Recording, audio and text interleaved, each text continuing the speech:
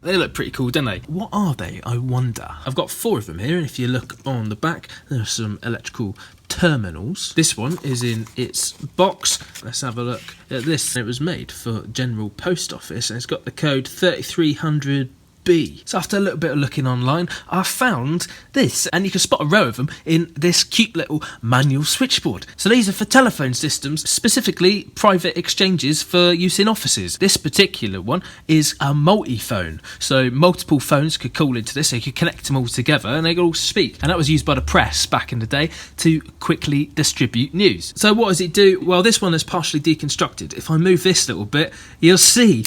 There you go. It looks just like one of them flip dots, doesn't it? Except these were used in the 1930s, so they're 1930s flip dots. Now actually it's called the supervisory flap.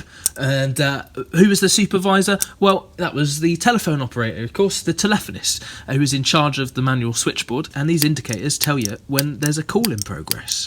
But of course they didn't work like this with me doing this with my finger. They worked automatically with the electronic terminals that come in the back here, and they switched themselves electromechanically. So let's give it a go. Let's try and get some of these working, shall we? The good thing with electromechanical stuff is normally it's pretty simple. That's why it's quite reliable. So there's probably not too much wrong with these. This one is pretty much as close as you're going to get to a new old stock one. It's even got this little bit of fabric that it travels with that stops the flap rattling all around. See, if I open it up here, this little bit of fabric is held down by this outer cover, and that stops the armature moving up and down. There's also a separate little glass lens that goes on there and is held in place by this. You may remember these electromechanical doll's eye indicators that do a similar job in my other big manual exchange.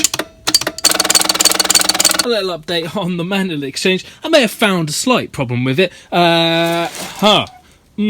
Well, these both work off the similar principles. They both use electromagnetism to move mechanical parts. All along here in the doll's eye indicators, there's a coil of wire, loads and loads and loads of wire.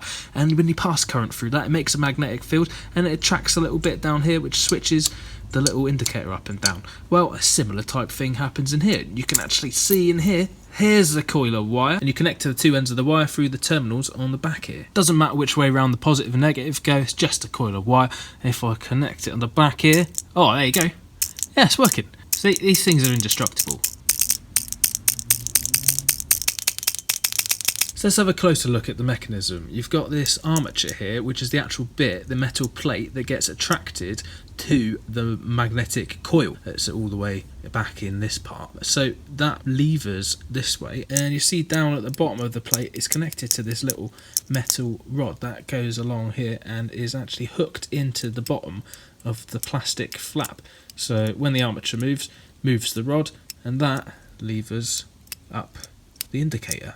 And you can see, if I pull out this coil, on the end of it, there is a spring, and that is what returns the armature to its outwards position, where the indicator is tucked up inside. So when there's no power, the spring is pushing the armature out, and that puts the flap up, and when the magnetic force turns on, it overcomes the spring, pulls the armature down, and that actuates the indicator. Pretty simple, really. But there's one more trick up its sleeve, because it's actually a switched indicator. Pretty clever. So you see again on the face of this coil, there's a little switch. So there's a metal contact running around here and one running around here, and they're not actually touching. They only touch when this one is pressed in. So now I've hooked it up to the continuity meter off the 2 terminals on the back, and if I press the 2 contacts together, there you go.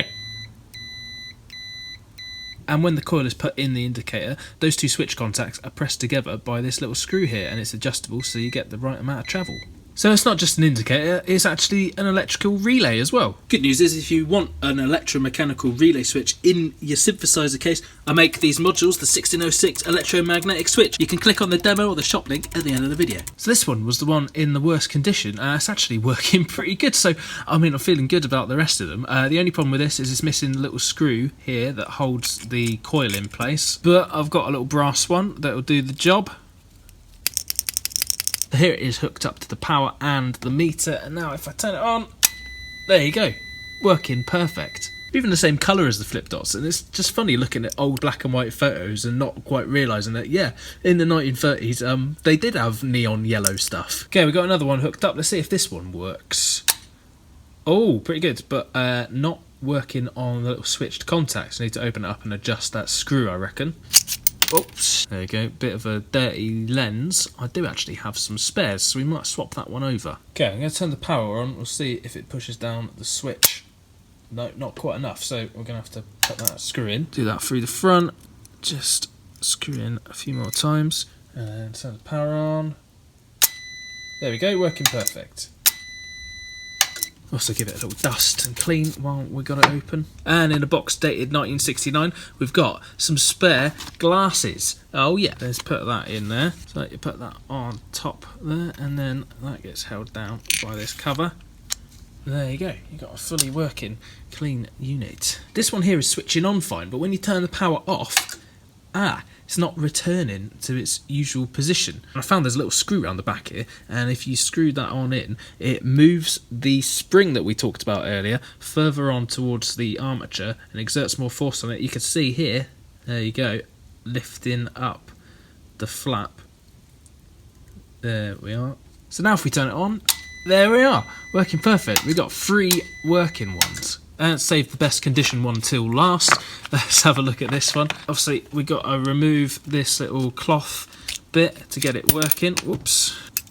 Looks good. The spring is returning the flap. Let's turn it on and see if it works. There we go. First time.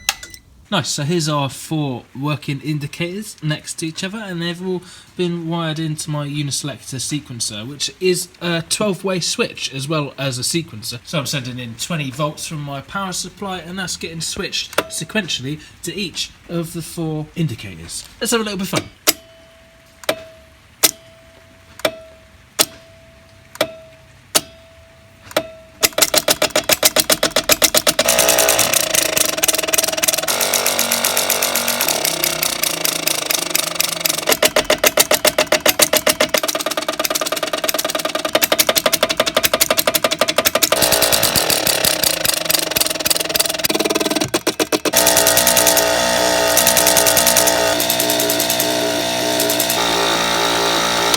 Now I haven't made use of the switch contacts. I want to save that for another video because we can do that with these as well. So I'm going to do some interesting stuff with that, maybe something a bit musical. And I got a whole backlog of old vintagey stuff that would be fun to play with. And I do videos much more than is on YouTube about all these kind of things on Patreon. Just this last week I did a half-hour video just for Patreon members on these amazing electromechanical selectors from Telephone Exchanges, uniselectors and 2-motion selectors. Incredible mechanisms, very clever people who dreamt up this stuff. So if you want to support the channel and you want to get some more cool stuff, Patreon is the place to go. And look, we've got a teleprinter in the workshop as well that needs to be restored. Oh, sorry, 2 teleprinters. No, wait, 3 teleprinters. Oh, there's one under here as well. Yeah. All right, cheers. Thanks for watching.